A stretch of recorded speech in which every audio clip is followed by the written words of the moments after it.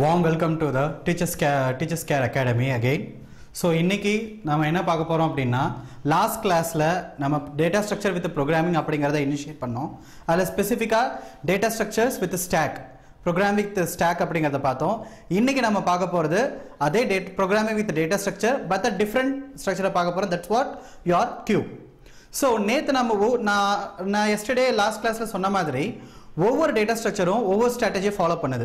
Say for example stock last in first out அப்படிங்கிற ஸ்ட்ராட்டஜியை follow பண்ணுது. இன்னைக்கு நாம பார்க்க போற டேட்டா ஸ்ட்ரக்சர் வந்து பாத்தீங்க அப்படின்னா queue. So it's a kind of procedure or rules to store the data, but how it gonna follows? Insertion it's gonna be handled at the last and the deletion will be handled at the first. So இதுதான் இப்ப நம்ம பார்க்க போறோம். So queue. So insertion at first, insertion at last,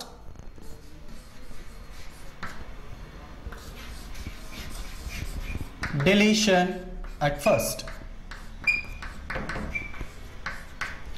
So இது உங்களுக்கு diagrammatically சொல்லணும் அப்படினா இன்னும் நிறைய சீக்கிரமாவே புரிஞ்சுக்க முடியும். Which means இங்க நமக்கு மொத டேட்டா இருக்கு அப்படினா அடுத்த டேட்டா இங்க இருக்கும். Data 1, data 2, yes, data 3, and just consider this is going to be your data where you going to store the first. இங்க நம்ம புதுசா data 4 அப்படிங்கறத ஆட் பண்றோம் அப்படினா it gonna be added here. The new data will be added here. Data 4 and இப்ப data existing listல இருந்து dataவை நம்ம delete பண்றோம் அப்படினா it's going to be delete from here, which means இந்த particular data நமக்கு வெளிய வர போகுது.